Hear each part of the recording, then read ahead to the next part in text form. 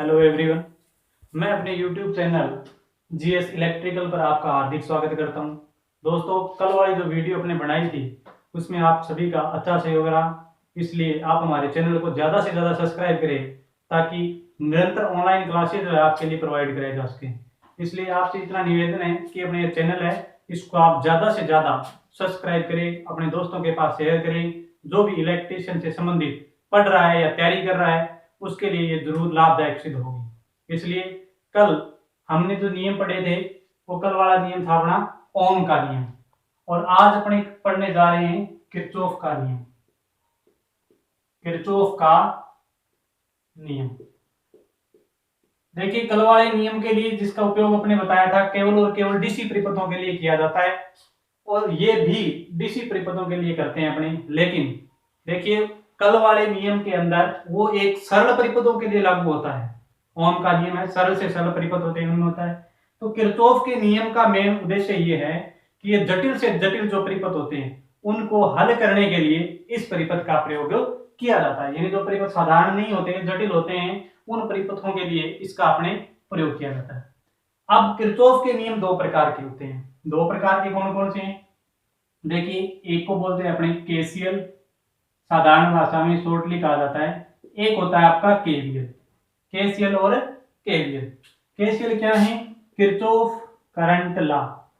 Kirchhoff current Kirchhoff current law. और जो दूसरा है वो अपना कौन सा है? Kirchhoff voltage law. अगर हिंदी में बात करें तो किरचॉफ का धारा नियम, और दूसरा नियम कौन सा है अपना? किरचॉफ का वोल्टेज नियम। अब देखिए, सबसे पहले अपने जो नियम करने जा रहे हैं अपने केसीएल के बारे में आज अपने बात करेंगे, यानी किरचॉफ का धारा नियम। इसको अपने क्या बोलते हैं? धारा नियम। किरचॉफ का क्या नियम है? धारा नियम बोलते हैं।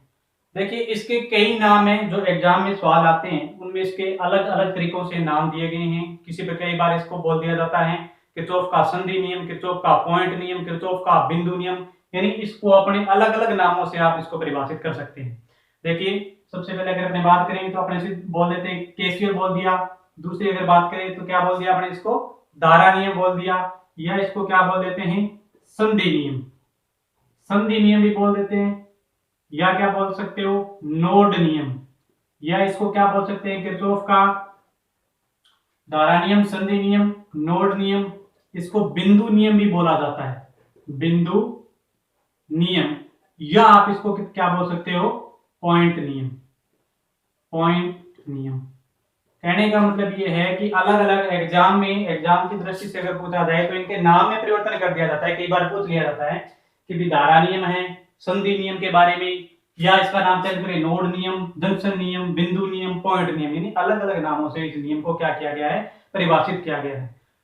तो देखिए, ये नियम भी डीसी परिपथों के लिए बनाया गया है। ये इसमें डीसी परिपथों के लिए प्रयोग करते हैं।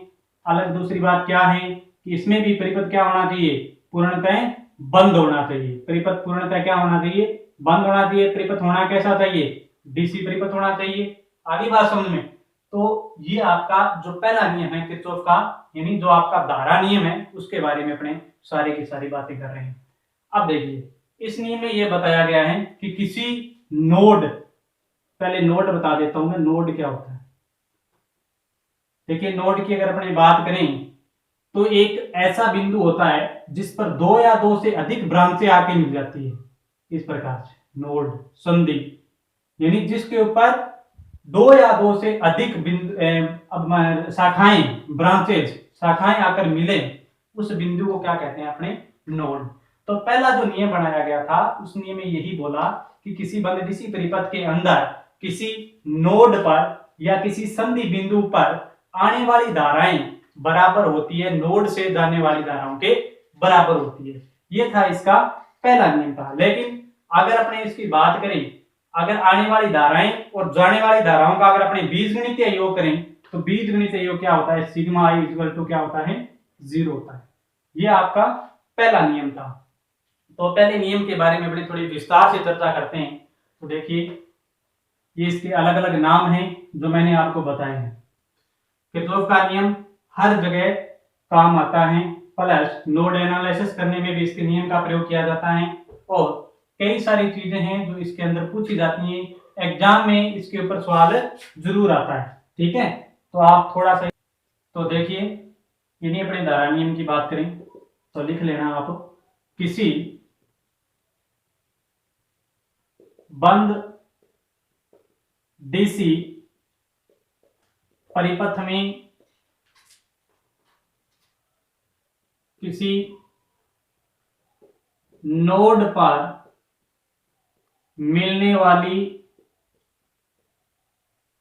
समस्त धाराओं का बीजगणितीय योग शून्य होता है, शून्य होता है, यानी सिग्मा आई इक्वल टू क्या होता है, 0। यानी मिलने वाली किसी नोड, किसी बिंदु, किसी जंक्शन पर मिलने वाली समस्त धाराओं का बीजगणितीय योग शून्य होता है। नोड के बारे में मैं बता चुका हूं कि नोड एक ऐसा बिंदु है जिस पर एक अलग शाखाएं आकर उस बिंदु के ऊपर मिलती है, अलग अलग ब्रांचेज, अलग अलग शाखाएं आकर उसको मिलते हैं, उसको अपने क्या बोलते हैं, नोड बोलते हैं। जैसे ये कोई नोड है, इसके ऊपर एक इधर से धारा आ रही है, एक यहां से, एक यहां से। अब देखिए, ये कोई नोड बिंदु है, इस नोड बिंदु पर यहां से मान लीजिए I1, I2, यहां I3, और इस नोड बिंदु से बाहर जाने वाली धाराएं कौन कौन सी, I4, I5। अगर मैं इनकी बात करूं, योग की बात करूं, तो सबसे पहले अपने ये देखेंगे कि इस बिंदु पर आकर मिलने वाली समस्त धाराओं का बीजगणितीय योग क्या होता है, शून्य। या इसे दूसरे रूप में परिभाषित आप कर सकते हो।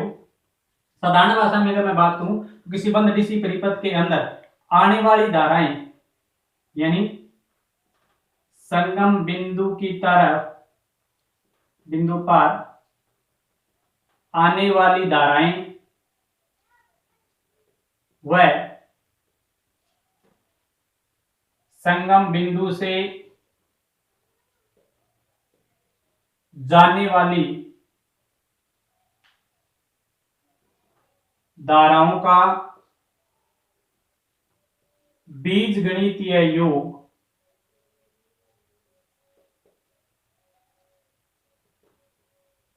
बराबर होता है।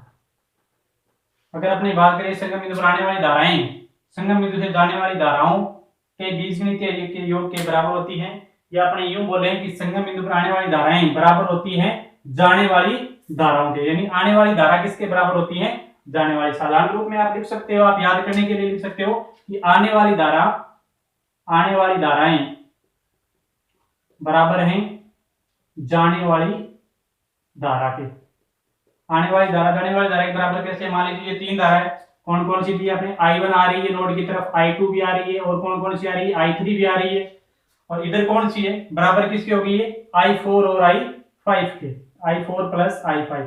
यानी I1, I2, I3, I4 और I5 की जो वैल्यू होगी, इन दोनों के बराबर इन तीनों का मान होगा। तो आने वाली धाराएं किसके बराबर होती है, जाने वाली धाराओं के योग के बराबर होती हैं। ये नियम जो है आपका पहला किरचॉफ का करंट लॉ या किरचॉफ का धारा नियम है।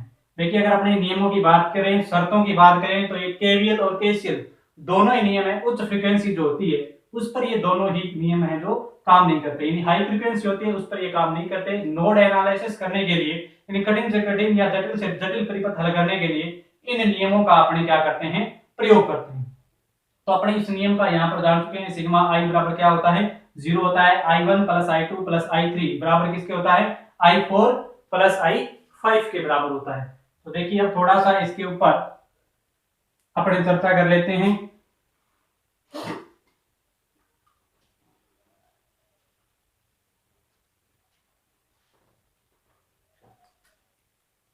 बात करें अपने I1 plus I2 plus I3 बराबर किसके हैं, I4 प्लस I5 के।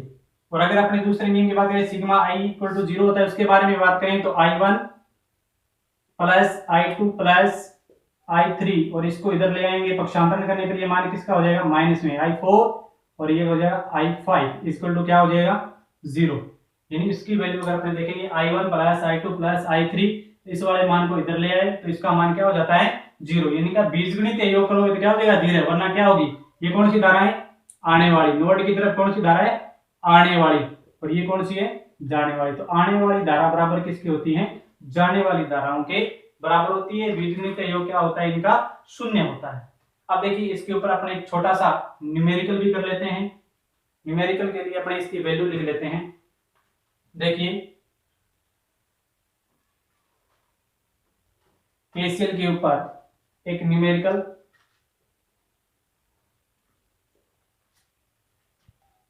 एक सवाल दिया गया है जिसमें आपको वैल्यू दी गई नोड की तरफ आने वाली धारा, एक का मान 2 है, एक का मान 3 एम्पियर है, एक का मान 10, जाने वाली है 4, और आपको वैल्यू किसकी ज्ञात करनी है, i5 का मान ज्ञात कीजिए।